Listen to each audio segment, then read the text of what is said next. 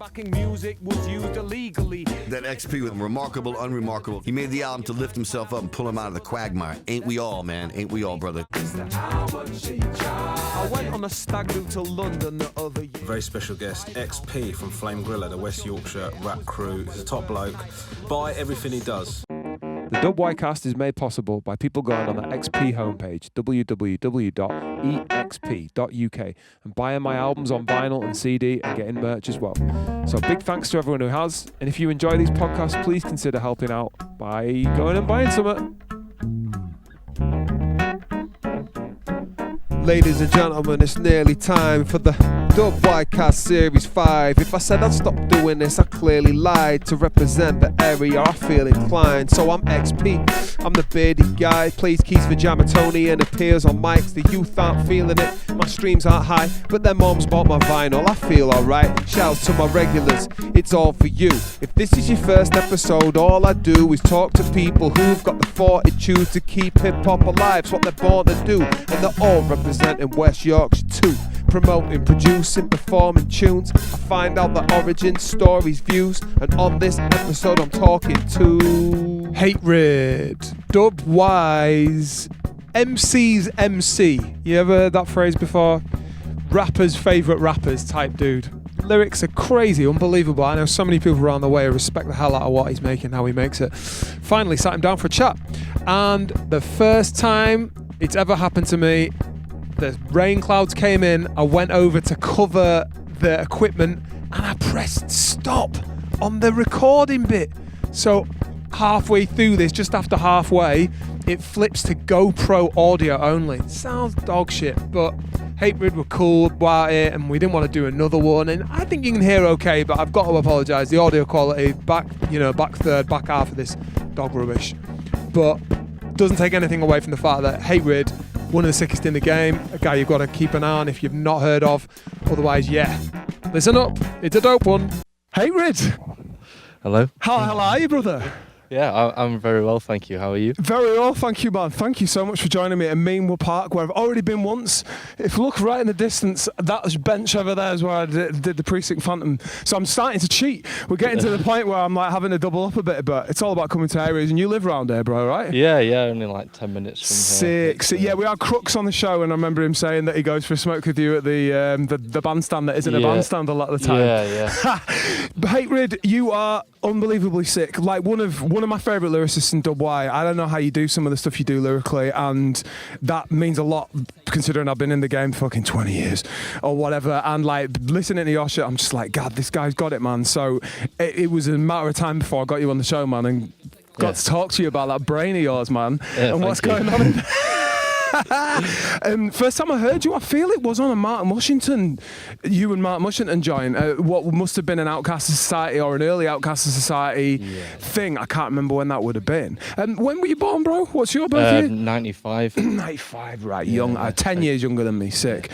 So what you Leeds lad, born and bred, or? No, I've lived in Leeds like 9 years now. All right. I'm from the like East Midlands in Lincolnshire. Get out of town, similar to Precinct. Yeah, literally like half an hour from mental. From, and never moved in the same hip hop circles. No, never at all. I didn't even think there was a hip hop circle in Lincolnshire. Yeah.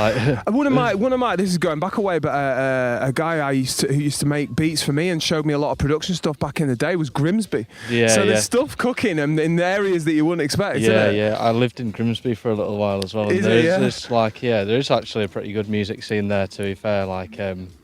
For how little opportunity there is in the place, there's a lot of like really talented people. I think a lot comes out because people just get pissed off and just make their own stuff and create their own things. So you get a lot of that in little scenes. And I think Dub-Y, I'm trying to unify Dub-Y. A lot of people would be like, I'm trying to bring Leeds together. And it's like, fuck Leeds, it's doing fine. It's like all the sort of satellite outside of it, the Hoods, the Bradfords, the Wakeys. And I think they've got, and you actually look at some of the artists that are in those places and you're like, they're sick. And they haven't had Leeds to like push them up or sharpen the steel. They're like just straight sick.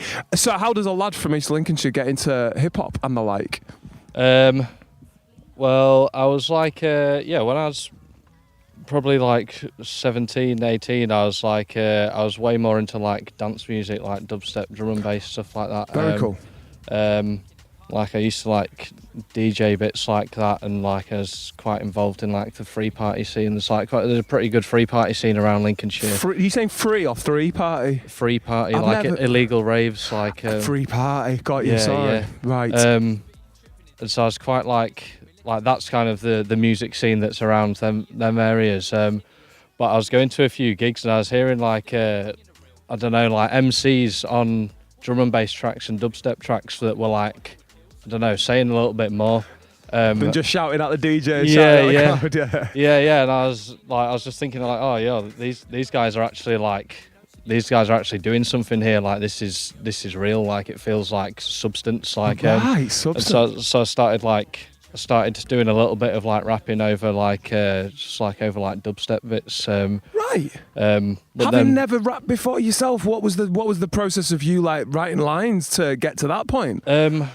I mean, I quite liked like the like sort of like darker, like almost like a sort of like therapeutic like style of writing. It was like there's a guy called Maxim who I listened to a lot at the time, and like it was like all like really like just like raw expression, and like and that's like I don't know, I like creative writing as like I'd say that's more my interest than the actual rapping. Like the rapping was like a secondary to it. Interesting. So you got creative. I'm interested in the creative writing path then, man. Is that something that you did at an early age?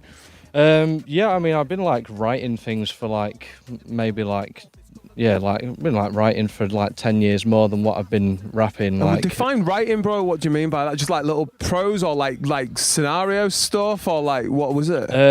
just like wordplay and like like I don't know, like I was like had like some kind of like traumas throughout childhood, but like was always like super like I don't know, like super closed off to like therapy and shit like that. Okay. Like so it became like a way to sort of like express things which I didn't feel like comfortable expressing to actual people. But like, you did it through like words and stuff. yeah, Wow. and like making it. I don't know. That's where like the whole idea of like my name Hate-Rid came from. Is like because like there was like a lot of like anger and like pain and stuff, and I was like, oh, like this is like a really potent energy. Like it would be great to actually use it for something constructive. Like I wanted to kind of like like take all the like negativity and like turn it into something that's kind of beautiful to. Mate, I've said a couple of times on the podcast how like the greatest feeling is having a shit situation and turning it into something positive, and that and creativity is the root to that. I think like being able to make 100%. something.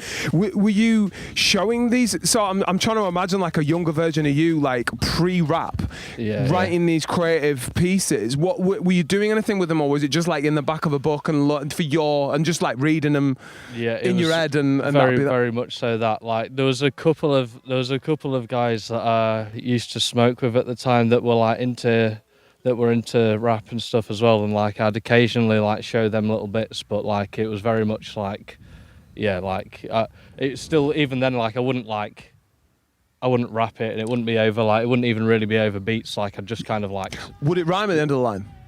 Would it I mean, like poetry? there'd be rhymes, like they're maybe not always at the end of the line. Like they're still not always at the end of the line. Like, That's true. You make them sound like perfect now. Whereas, I suppose it's interesting at the time that I'm just imagining you writing that shit. That's cool. And then so listening to this stuff at free parties kind of gave you license to feel like you could do that on a beat. Then I was just like I thought like the impact that I'd felt from like hearing people speak something of substance in that kind of setting, like it hit me pretty hard. I was like, oh, like I don't know, it got me thinking about my actual life and stuff. I was like, wow, that's a pretty good platform to have. Like, and it's not like they weren't big MCs or anything. Like these weren't like they weren't industry level rappers or anything, but they were still out there having a direct impact on people's lives and like their perspectives on life and stuff. And I thought like that's just such a powerful thing. Like.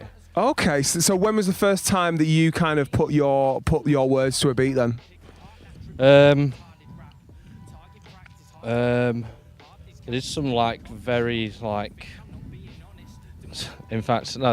I think the first time I actually ever recorded a track was for a competition for like it was like a guy, like he was a weed guy, to be fair, like, but he put a competition on his page and was like, oh, like, I want someone to do like a promo rap for this, and I'll give you like £200 worth of weed. And I was like, oh, that sounds like a paid gig to me. Yeah, like, it really is. So I spent like a week penning like these, just like, it was just trash, but like What, to promote his selling weed online? yeah, like Sick. just like all like these like pre-rolls and clothing and like just like branded packs. And were you stuff. just like, and then I've got a T-shirt, and you've got you can buy one of these and buy one of these, and a proper advert. Like, yeah. I won. Like it was. Nice. That's my best paid gig to date. Like. Can we get Hate-Rid a better gig? Yeah, But it's still literally. mate, £200 to write a verse about someone's weed company to get. That's good, yeah. man. Good Yeah, shit. yeah. So that was the first. Solid. So did you source your own instrumental for that, or did you have like? How did that come about? I think he already had an instrumental that he wanted using, so it was like, yeah. So I didn't have to go through that kind of process, but yeah, it was Nice. And where in the studio then? That was in East Lincolnshire. Did you have hookups at the time, or? Oh, that was my bedroom, like. So you learned to record yourself? Yeah. I've done like when I moved to Leeds, like I went and did like I studied music at college and then at uni. Which one? Which ones? So I did an access course at Access to Music College in Lincoln. Sick. And then went to Leeds Beckett and did music production there. Right. Very cool. Yeah, I did enjoy it a lot, to be fair. Yeah, were you already faffing with stuff like that? Were you start faffing with production at home on your computer? Or? Yeah, but it was very much like I'd come from the DJing side of it, and like I'd been trying to I'd been producing some dance tracks, and like I did some releasing on like a label in Sheffield and stuff. Very cool. So I had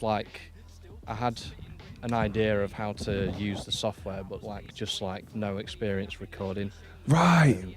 Were you? So the dance stuff, was that under the same moniker, or were you calling yourself something else? Or originally it was Translation was my alias, but like it's a nightmare if you go on like SoundCloud or YouTube and you type in translation, like Google. Yeah, literally, like you've got no chance. Yeah, you're getting the craziest things coming up.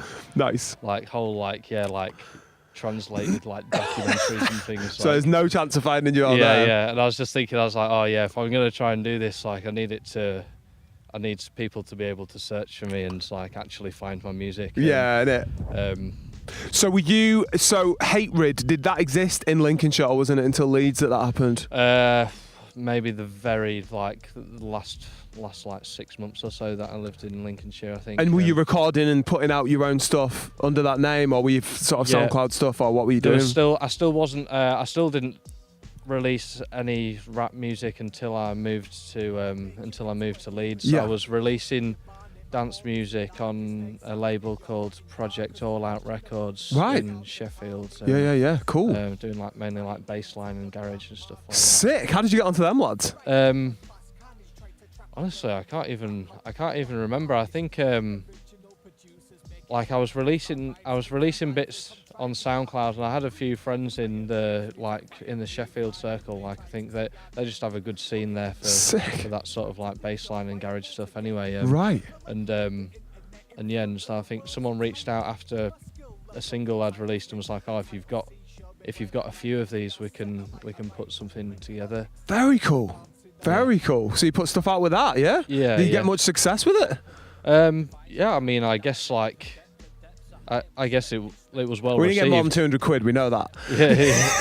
Yeah. I mean, I still wasn't like, I don't know, I've never been like a particularly like outgoing person, so it was like, it was well received online, but like, but I never pushed for, I could have, I guess, pushed for like, for gigs and things for DJing, like there's obviously that's like a pretty viable route, but was it not something you wanted to do? Really? By that point I'd stopped taking hard drugs, to be honest with you, and I was like not trying to be in like that in rave scenes anymore. I guess the temptation must be pretty bad when you're in that scenario. Like, literally, like I don't know, I just kind of like come out of that sort of lifestyle and thinking like, like good on you. Like I don't want to be doing that, and I also don't really enjoy hanging around with people who are still like deep in that, and it's Yeah, like, was that like a clean living choice on your own part, sort of thing, and like that's enough of that shit now, sort of thing? Yeah, like I don't know, like I had my fun and stuff, like course. and like obviously, like I don't know, it's all over in them kind of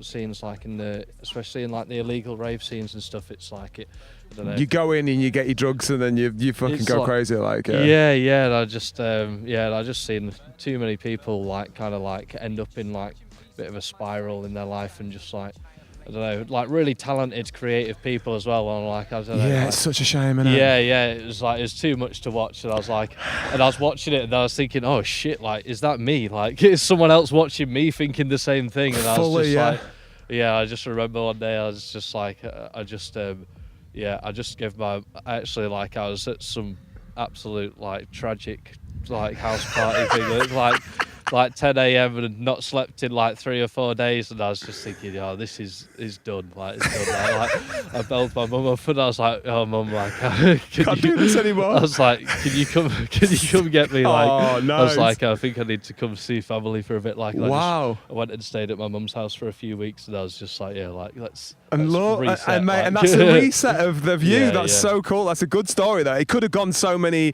There's so many tragedies the other way of not sort of like reaching out. People absolutely lost, like gone forever, like yeah. It's tough, isn't it? It's tough. And when life doesn't offer you much as an individual, and then you find a scene like that, I think there's a certain amount of belonging in like, well, if I just keep repeating this over and over again, I can stay on the sesh forever and life. And especially like, because they're good people there as well. Totally. It's not like people make out like in them scenes that it's like they're horrible people who are like all like, I don't know, like they're like self-destructive, and like it does destroy other people's they're nearly lives always around them. creative dudes who've got so much about them. Dudes, I mean, multi-gender here, but it feels like sometimes there's an overstimulation with life. There's too much going on with it, and there's too many things. Whereas that can really, well, it can bring you in as a tribe, I think, and like it can be such an addictive thing in itself. Like, and you can see why people get caught up in that. Yeah, 100%. And like, there is a sense of community there, and people do look out for each other. But it's also like,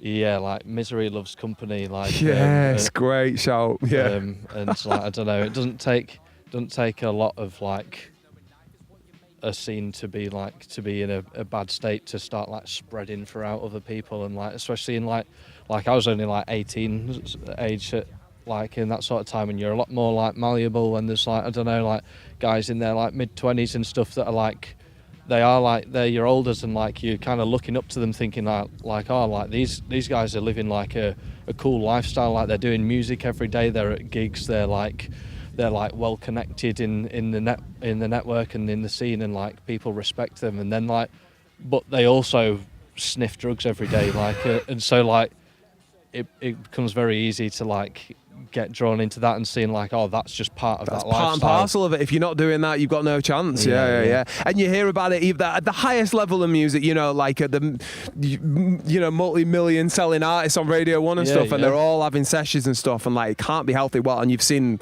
the result of that. I mean, just off the top of my head, like Amy Winehouse, classic example of someone who just got swept up in all like crazy talent, but like just couldn't live without it. And there's just so many examples of that at every level in it. So fucking fair play to you for managing to pull yourself out of it and seeing what the right decision was, man. 10 years ago then you moved to Leeds, you saying, so you will have been 20 when you moved and came and did a couple of courses out here. What was the choices behind Leeds? So I had a good friend who'd like kind of like steered me into like the hip hop sort of community. Sick. And he'd moved from Lincoln to Leeds. Oh, right. Who is he? So he's called Quasar Mack. Okay. He's, really good hip hop producer. But Sick. just like he's a very under the radar guy. Yeah. He's definitely still operating now. Yeah. Okay. Yeah, he's Hyde Park based. Shit, man. Someone's got. Send me some beats or something. Please send me a link of his. I don't think I feel like I have heard the name once said to me, but like beyond that now. But as you say, if he's underground, so he got you brought along to Leeds, eh? Yeah. Sick. Yeah, he moved the year before, but I was coming up to Leeds and sort of like getting on music sessions with him, and dope. And I saw how good like being in Leeds was for him, and I was like, oh yeah, like I know one person out here, like we can work with that. Like, Defo, sick. Yeah. So you came up, and then where did you moved to? What, Hyde Park yourself? Did you? Where were you? Where was I? I was based? in Burley. Okay, yeah, so Burley, close enough. Kirkstall area, yeah. Dope, very cool. I really enjoyed it out there, to be honest. It's a So nice little area. what's the journey? So at this point in when we're at start of Leeds, then what's the journey of you? Because obviously you started on the kind of more housey, dancey stuff, and you liked the garagey stuff. But did the Quasar guy write more hip hoppy stuff? Yeah, or? he's strictly hip hop. Dope. And so I was still producing like almost entirely dance music, Dope. and that was kind of like what my trajectory was for the music production course. Right. But I was on the side. I was kind of getting more and more into writing and like the idea of rapping and performing and stuff. Right. And to be honest with you, like, shout outs to the terrible music degree because it sucked the life out of like my love for production for like such a long time. Interesting. Familiar story. Yeah. But lyricism like really like took that like place in my heart as like my passion. And did it happen when you're like, I should really be working on this production module, but like, fuck it, I'm doing the writing Yeah, instead? It's like the literally. procrastinating to creativity. 100%. And then I started finding out there were quite a lot of hip hop gigs. Like I was doing, so this is a crazy one. In fact, I was doing a module on like Leeds musicians and like the local scene, and I wanted to do it on like hip hop. And I found this project called The Fresh Prince of LS6, and I was like, yo, this is jokes. I was listening to it. I was like, this guy is actually a pure comedy genius.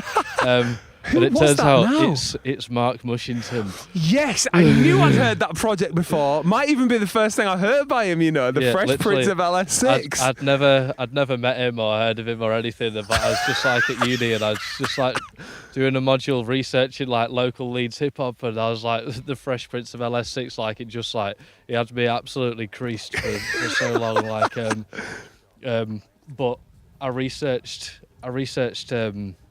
like who he was, like just like for the course, and found out that there was actually like he was putting on a gig at the Temple of Boom. Yeah, which one was that? He put on a few at the Temple of Boom, didn't he? Yeah, I remember playing one of them. Yeah, I was just thinking. Shit, is it Lazy Eyes and... Yeah, oh, yeah. shit, so that was our gig. Yeah, Lazy Eyes headlined and Flame Griller supported. Yeah, I was just thinking, I was like, that was...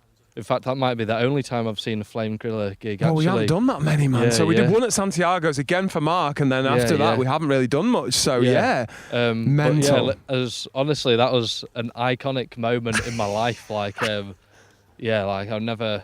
I'd never been to like a real hip hop gig like that. The thought of you being in that crowd 10 years ago is crazy. It wasn't even that busy. So just to know that you were there and what you'd become effectively in terms of the scene. It was the first time I ever grabbed a microphone on that. That gig.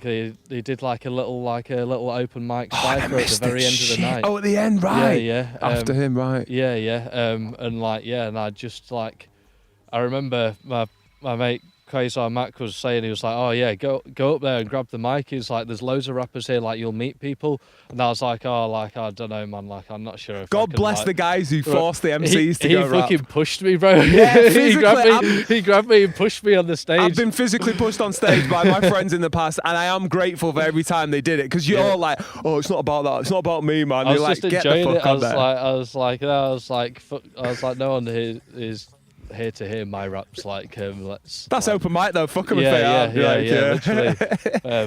And I think I saw a Precinct Phantom on there on the open mic. Is there an open mic he hasn't touched in the last 10 years? Guys there like doing like 64 bar verses on an open mic. That's thinking, oh man, like I don't know if I can get up here. Is that the first time you met Precinct as well? But I didn't even like, we didn't even meet properly then. Right. It was just like he was just another rapper. What an iconic open mic cypher that was, man. Damn. So did that start you off chatting to Mark then? Yeah. I was the last person on the mic on that event, and they cut the music off, and I was like, to like carry on a cappella. Yeah. but it kind of worked well because that was actually what I was used to doing anyway. Nice. So my timing was probably All right. not, yeah. But Mark came up to me afterwards and was like, "Oh, I really enjoyed hearing your bars." Then it's like, if you want to work on some music, like drop me a message. And we've linked up like the following week. Were or you something. like, you're the Fresh Prince of LS6? Did you give him that story? I didn't know. Oh, you hadn't linked that? No. When did you realise that we're in? Months later. Like, Fuck, you must have lost your mind. You're the guy. Fuck. Literally. So you hooked up the next week and started making shit, yeah? Yeah. Mate, legend. A guy that I hope he's watching. Mark, I need to get you on this WYcast. It's not through a lack of respect and for the amount of he's done for the scene that he hasn't been on. It's just timings and the way things have gone. But an iconic figure in WY, and obviously a big part of your rise to where you are now with your music and stuff. Yeah, so was it just you popping round his, because was that when he lived with Chills as well? No, so he just moved up to, in fact when we first started chilling, he'd moved out of there. He was at his mum's, and it was just before he moved over to Meanwood. Sick. Yeah, so we weren't doing a great deal of music up there, to be fair. But as soon as he started in Meanwood, he had the full studio. So you were just like bars and bars and bars, yeah? Yeah, we'd spend hours on it, like. Sick. Just a good. What do you feel there's like a good mutual understanding between the two of you in terms of the way you write and stuff? Yeah, and like just general like social attitudes as well. Like we're both quite like reserved socially, like. Yep. So like, I don't know, for some people like sitting in a room not talking for like 3 hours at a time is like quite an awkward Quite thing. intense. But like but we were both pretty happy to just like just leave beats on, like, or find a beat that we like and then we'll just leave it looping, and it's like we'll just like not see each other for the next couple of hours, and then we'll share what we've done. Sick. Good creative environment to be in though, right? Yeah, it's nice when you can lock in like that. Some people like I get on really well with, but like creatively, like we just like don't like just end up sitting there chatting and stuff. Like, Yeah.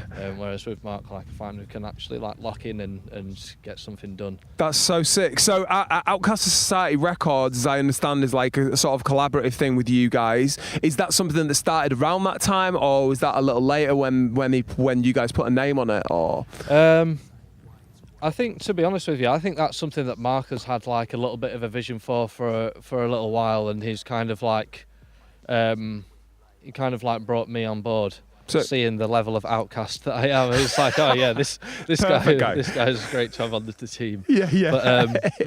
But no, it seemed like something that he'd kind of been like playing with for a little while, and not really materialised like a face for it yet. But like as we started building up more and more music, we were like, oh well, we'll have to put it under something. Yeah, we'll have to use something to put this under. I see. Yeah. And then the more gigs we went to, the more we were seeing like, oh, there are quite a lot of people who are like doing some pretty like left field sort of music, and like maybe like, I don't know, like difficult to like categorize them into like strict boxes of like what audience they'll go well in front of.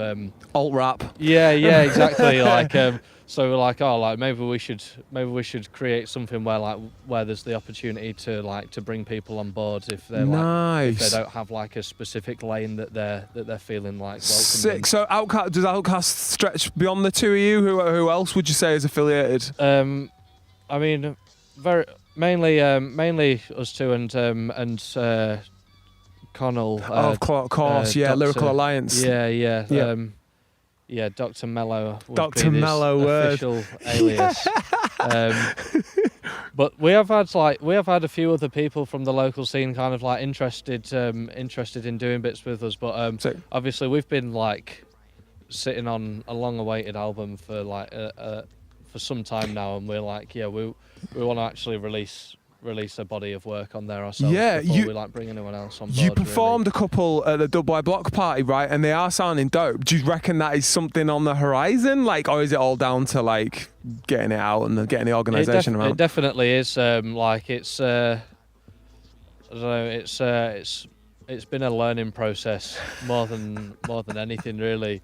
It's like making something that like, I don't know, like. I'm not sure if this is my fault or Hey, gorgeous. collectively.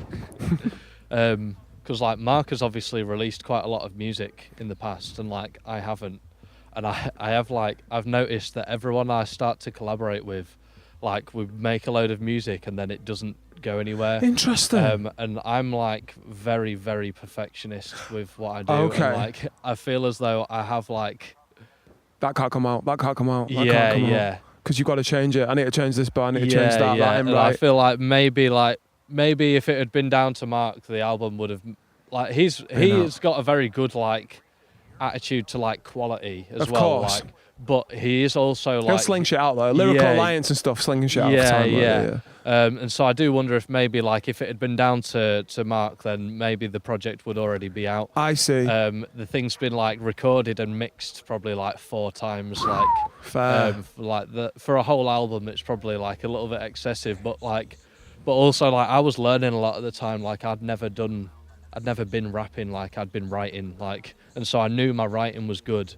But I also knew that my rapping wasn't good. Your Like, delivery versus the writing. yeah, and I was Right, listening to interesting. Marc recording things, and I was like, oh, this guy's vocal takes, like he'd do like vocal takes, and I'm like, they sound the same every single time, and I'm like, my timing's not even. Like, Yeah, you not wouldn't even hit the same. one at the same time. Yeah, or what have you. yeah. yeah. So I was like, it's taken me a long time to kind of like lock that in, and so. Would you say you've mastered that now? Because I listen to you and I really like the flow, and it does seem quite stream of consciousness, and you aren't like necessarily, multi-ing the hell out of it, but like where it works really nicely, I think. Is that just something that's taken a while to get to that point, you think? Yeah, definitely, and I think like probably because I haven't been trying to do that at all. Like it's like I don't know. Like I remember one day in the studio, I was listening, and I was like, so like you actually like you try and hit like syllables like on like the kick drums and the snare drums, and he was like, yeah, you're not trying to do that. Like I was like, no, like it's like not at all. Like Wow. From a dance background, that's so heavily based in rhythm, it's interesting that lyrically you weren't like naturally there's the 1, 2, 3, 4 of I a beat. literally had no idea. Like I Interesting. couldn't count bars. Like I've only just got to the point where I can about like work out what a 16 is. Like Right, nice. I love doing 4-bar crosses with people like that on a freestyle because they're just like, I'm gonna keep going over the 4. You're like, no, shut the fuck up. Some people just never heard of an 8 or whatever, have they? But mate, I actually. Some of the best people I've ever recorded, and at their early stages of their career, were the people who wrote a 21-bar verse. Yeah. And like you'd be like, fuck's sake, but then you just end up making something up that fits those 3 bars to make a 24, and then it feels natural. But fundamentally, the fact that they wrote a 21 means it's a lot more raw than someone who's like, and that's my end of my 4, and that's my end of my 8. It's just like, you know what I mean? You end up sounding like some old school 80s hip hop if it's that so super regimented and syncopated like that. Yeah, So, for sure. Some people do it really well, but like totally. But yeah, like it's just not something that I've like fully locked in on, like that sort of like the tight flows yet. Like yeah. But I think it kind of works with like the more like I don't know, like the deeper, like more like thought-provoking stuff. Like 'cause you don't always have to like keep it like super rhythmic. It can just be like you can sort of drift through the track. Well, and just listen to it. I think. I mean, we only just saw a performance by Capo. I think it's very much like that, and I don't even think he's like hitting the every beat, every bar, but it's just kind of a nice flow of consciousness of like. And a real importance to what he's saying, and the same counts for your flow and your content as well. And I think that's a really nice. I think it takes a certain type of listener. There'll be some people who just want hard bars, man. But like myself included, like I want to hear people who have got something to say, and I think you have to have a bit of a stream of consciousness for that. So I think it works really well. Here comes the fucking rain after it was super sunny before. The perfectionism. Aside with Outcast of Society record, we might see something soon. Definitely. So I'm interested in, obviously you met Marc through that gig and stuff then, so because you didn't know many people in the scene, the dominoes must have started falling. Oh right, I met this guy, I did a beat with this guy. So how did that process go? Or was it when he moved into Meanwood and Chills and people like that? What was the... Yeah, so it was spending time at Marc's working on music, and then going to gigs with him and stuff. Like I was just gradually meeting people one by one. Like like Chills was probably one of the first people that I kind of met as well. But to be honest, like I'm super not like socially outgoing like at all. Like so like I've met like a lot of people, but I'm thinking I haven't really chilled with that many people in the scene at all. Like maybe like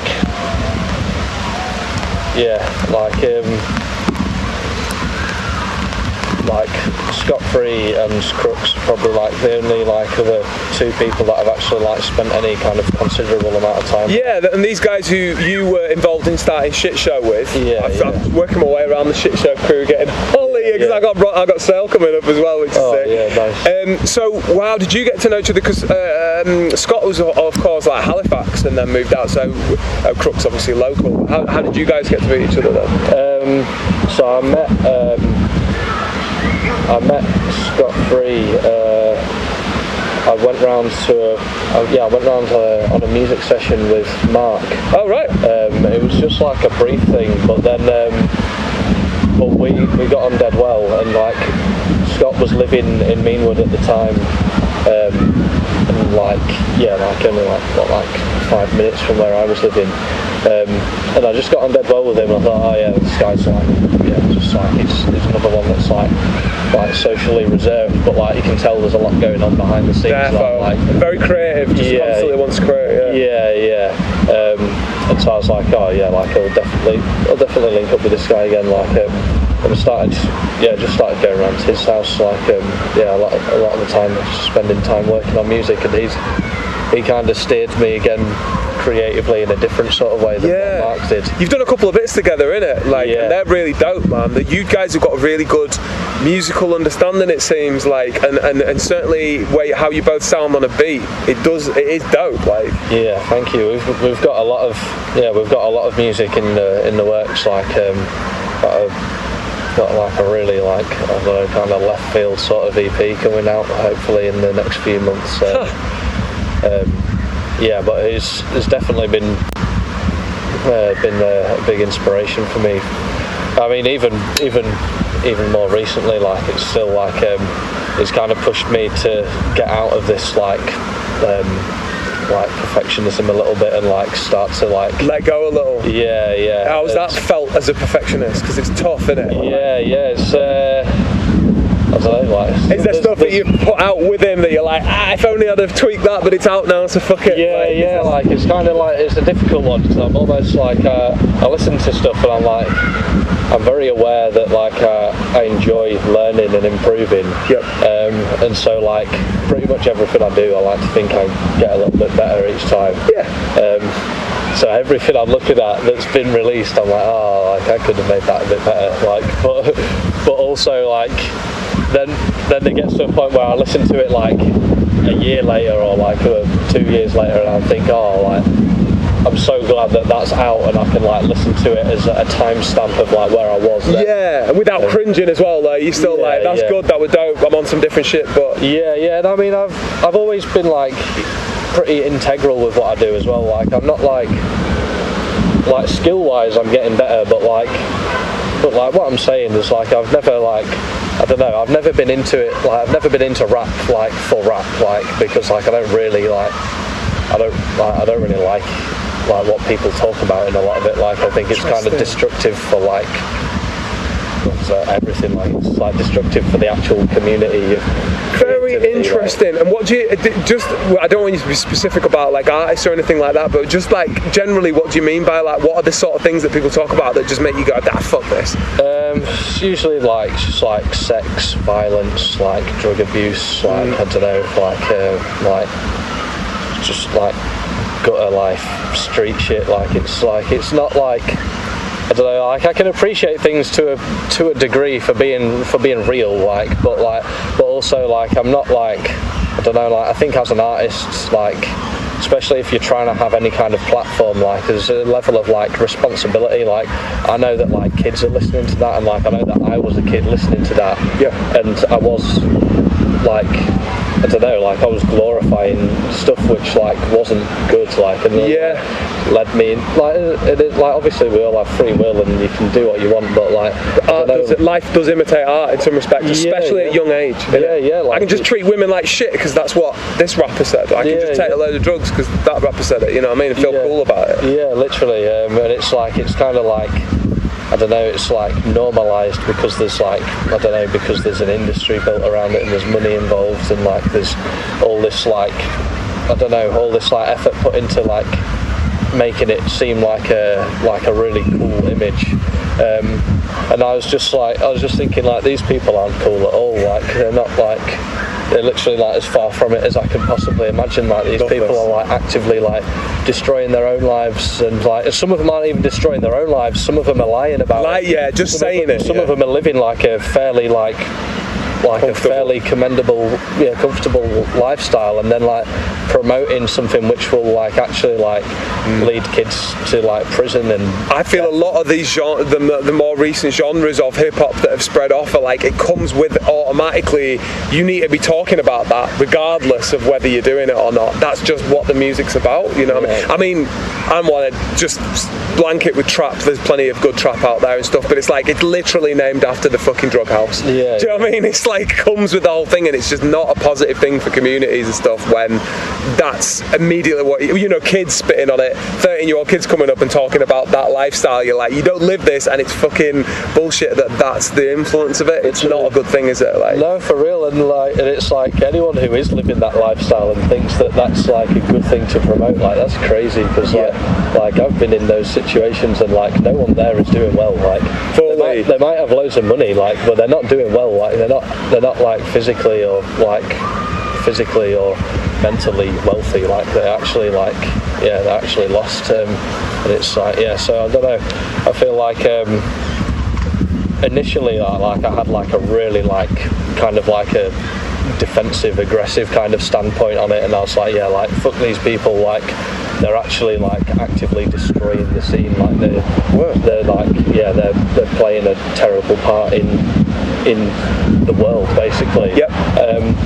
But then like I don't know, like I softened up a little bit like over time, and I was meeting more and more people, and I'm thinking like, oh, like this is like wider spread than a couple of individuals. This is like a whole issue that like we're facing as a globally. Literally. The President of the United States is talking shit, lies all day long through your thing, and you're like, that you just can't control it, can you? And you're and so I kind of started to think like, oh, like I definitely still stand against that, and like I want to make sure that what I promote is stuff that I believe in, and like, and I'll talk about stuff like I'll kind of like border on them topics because like they are real, and like I have lived like things which are like worth expressing, but like not in a way to like glorify it. You never. I was taking drugs. It was great. Everyone should do that. Like you never still gonna be on that vibe. I just lost where I was going with that. But like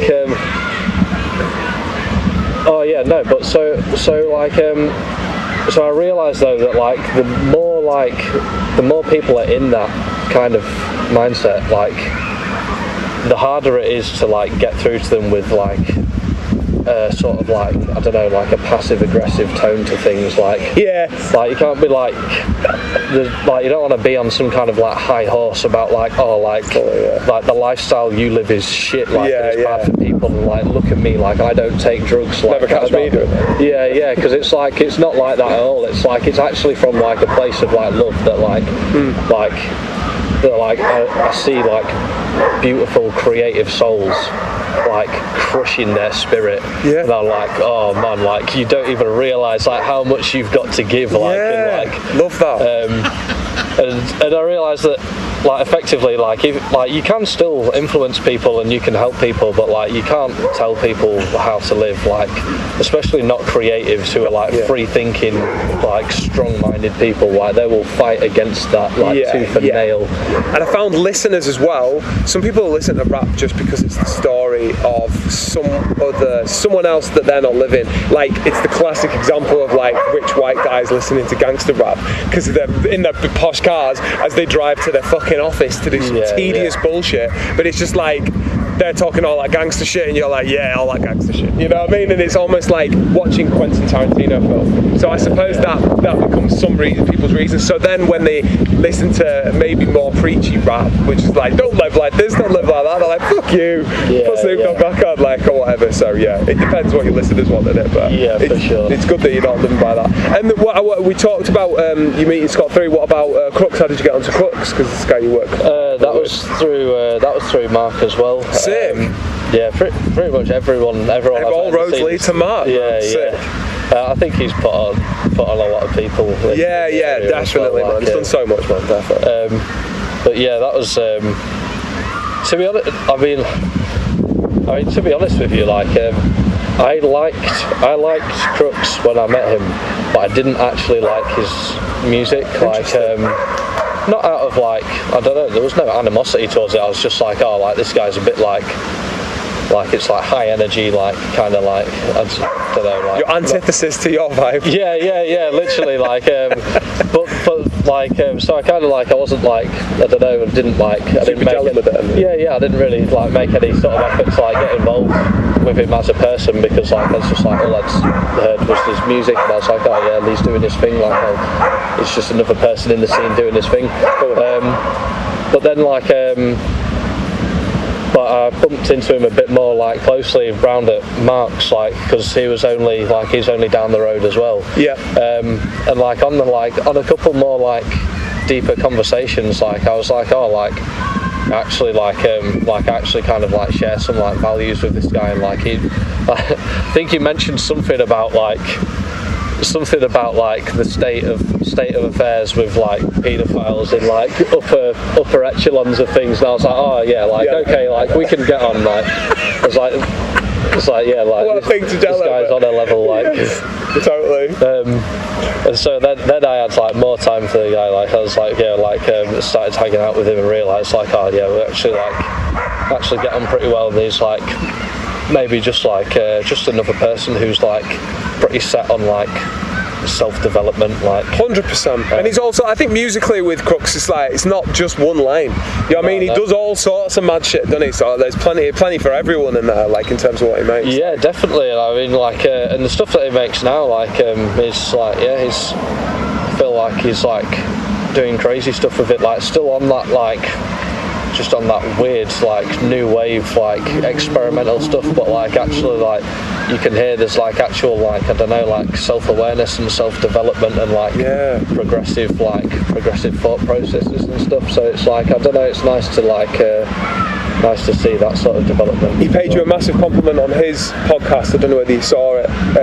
He said because Shit Show, which was like you've been part of, and you were performing a shit show, so it'd be like you guys as an artist. And he said like you, Skott, and him would jump up on stage or whatever, do a few bars, do a few tracks or whatever, and then when you came off stage, you were the one that everyone went to. Oh, sick bars, man, sick bars, and giving you daps and stuff like that. So he was like, yeah, he's a fucker for that.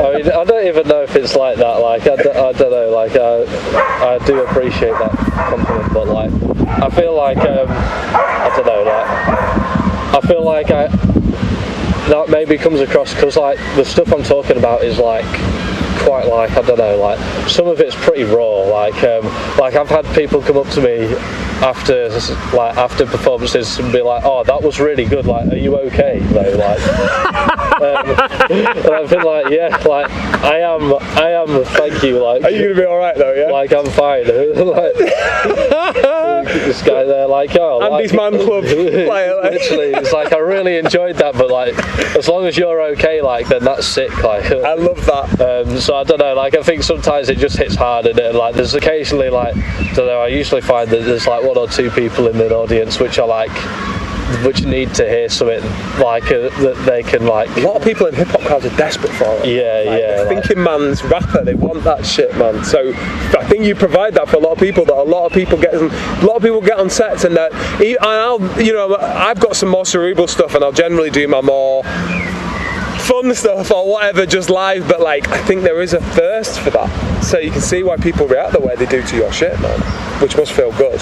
Yeah, I mean definitely, because that's pretty much like that's where most of the response is, because like it doesn't really like, I don't know, it's not like I don't know, it's not particularly well received online, I don't think. Really? Like, your stuff?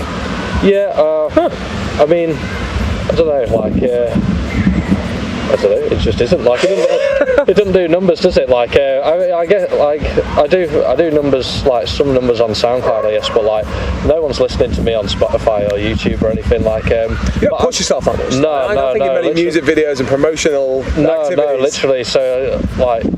Yeah, like this is not on my audience. Like, anyone who follows me online like and sees me post like once every 6 weeks, like I'm not hating. I feel like I saw a story of you, and you posted a song, or maybe were you on a mixtape recently or something, and you were like, I am promoting shit in years. I'm promoting shit in anyways, but I am on this. And you put a track out. I can't remember what it was, or you said that a track was out with you on. Yeah, I put a single out called Time recently. That were it.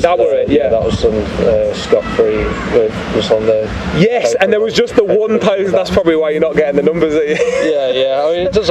Honestly, though, like I just don't care enough about that. Like I don't know. Like I just don't like. It's not what you're doing. I wish I did. Like, because like I really like. I do really want a career out of this. Like, and I want to like travel with it, and I want to be paid for it, and I want people to like. I want to reach people that have never met me as a real as a human being, like just through artistry, and for them to like connect with it like that. That's a massive part of my goal. But I just slightly focus.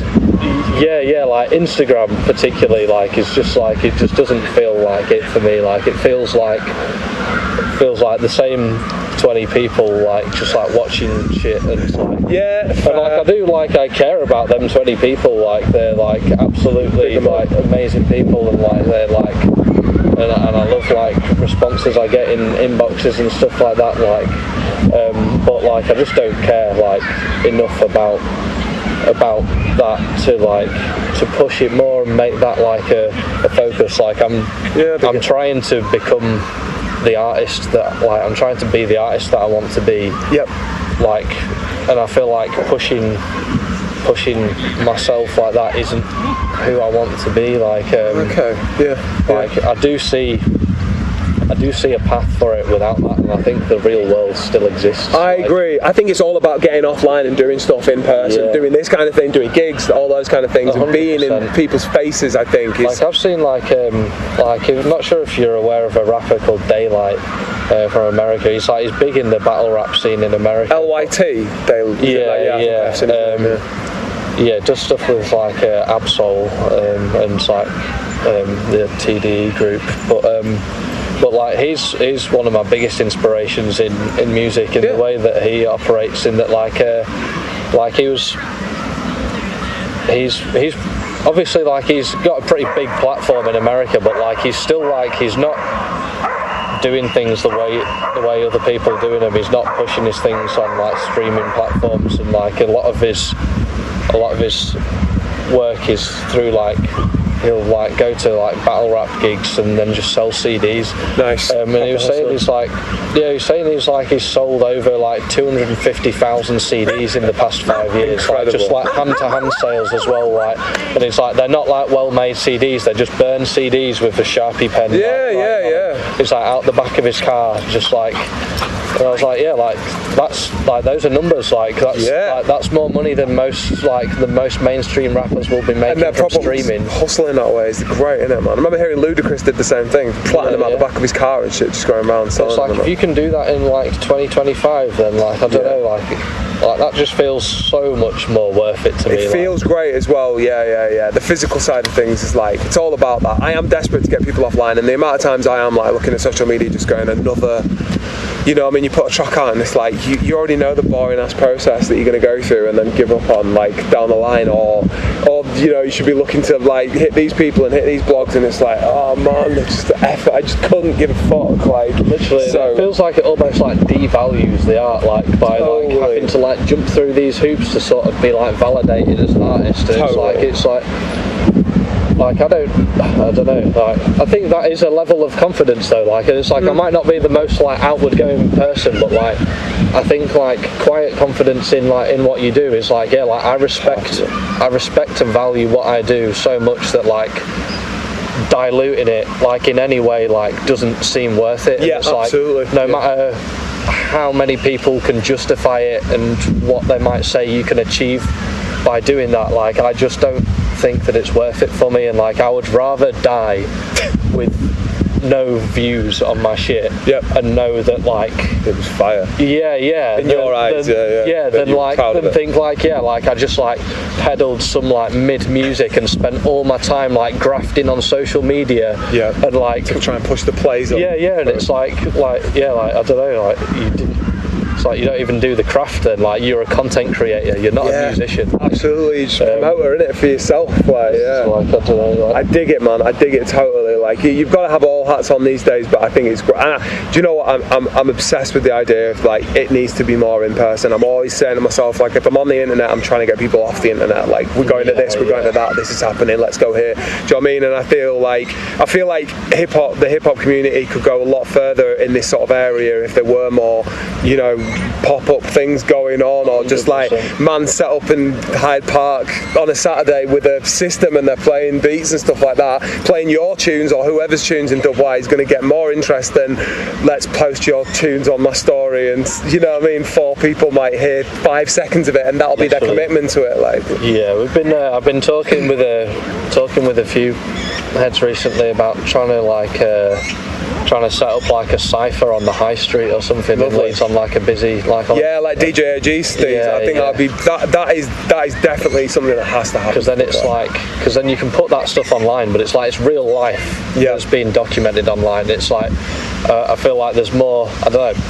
I connect more with that. Like, if I see something online and I'm like, it's a real life thing that's happened, and it's like, wow, that looks like it was absolutely popping. Like, like, you only need that 10 seconds online to go, oh, look at that vibe, that's cool. But in real life, that's like, it's a whole thing. You can chill, you can get involved in it. Like, fucking sick, mate. I think we're not far away from the point where we get a DJ AG style thing. I've always said, in order for that to happen, apart from the equipment, but most people, there's people with that equipment around Leeds who are producing and stuff. It's having a couple of heavies with you. You need a couple of dudes who are happy to stand up, because you're gonna get dickheads. And only the other day there was a viral busker, Jason Allen or something. What? That's it. Yeah, and dudes were just like pinching his shit, and he ended up like slapping. One of them slapped him, and he ended up hitting him back. And it's just like, this dude's just out there making music for people, trying to like honestly just go, this is what I want to make money out of. I'm here performing for you guys, and these dickheads coming up. And my guy's there on the guitar and singing as well. Like, it's such like a chill vibe. Like, I was thinking, like, yeah, like if that's the kind of attention that like it brings, like if you pull a guitar out on the high street, like if you start doing a rap cypher, like, give me the mic. All that shit. So you need a couple of dudes who are happy to look terrifying. And just be part of the chill, I think. And I'm not that guy. I'll be the guy plugging everything in, being pissed off. So, bro, where is Hate-Rid going in the future then? So you've already kind of alluded to the fact that you'd like to be making money off this, you'd like to be doing your bits and pieces, but have you got things on the horizon? Is there such thing as a solo album, Hate-Rid solo album, or is it just bits and bobs? There is such a thing as a Hate-Rid solo album, to be fair. There was almost a Hate-Rid solo album last year. Then it turned into a collaborative album, which is pretty much ready. But like, it's who with? With Icy's Lurking from Huddersfield. Sick. I don't know.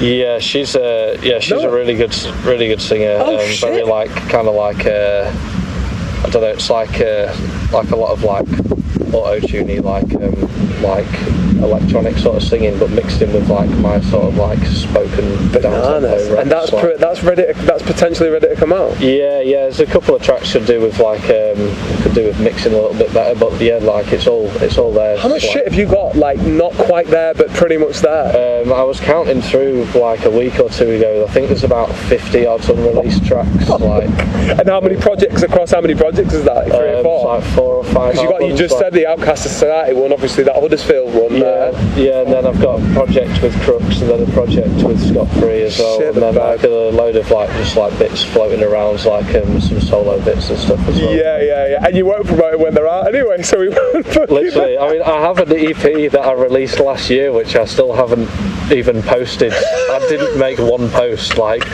if you know Zilch, the producer, like me and him made an EP called Andromeda. That's on Spotify and stuff. I've definitely heard bits of that. Yeah. But yeah, like there was never any social media post for that at all. Like, I kind of think like one day someone's gonna stumble across like everything, and like it'll like I don't know. Like, yeah, it'll might be after the nuclear apocalypse. Yeah, something will happen at some point. Like I might be dead, like, but like Van Gogh in the fuck out of it. People will listen to it at some point. Like, I'm so focused on like doing the art that like I don't like the timing of it seems irrelevant to me. Like it's like as long as it's done, it's done. Like you're blessing the planet with it. Yeah. Like it'll like people will hear it when it's ready. Like it's just like that's on. Like I don't know. That's basically the only choice that I get in it. So like true. Yeah. So like I don't know. I'm not in a rush to do it, but I'm also like I'm not trying to. I was very precious about things before, but now I'm listening through to stuff and I'm like. I'm just kind of happy that it's sitting there, and I'm like, oh yeah, like I'm going to get to share this with people at some point. Like, sick. Yeah. Well, 50 songs in the fucking bank, multiple projects. That's very exciting. Days ahead, man. Well, I look forward to not hearing about it, as I say, and stumbling across it in 2029 and going, oh yeah, he did say. Yeah, man. All right, brother. I think we're going to wrap it up there, man. But it's been an absolute dude. Well, thanks for coming through, man. Sick. Perfect. Survived a rainstorm. Yeah, listen, gang, sorry about that audio, Jesus. But Hate-Rid was a legend, man. Came through and, yeah, really enjoyed that chat with him. One of the sickest we've got. Go check out his music. And until next time, big up!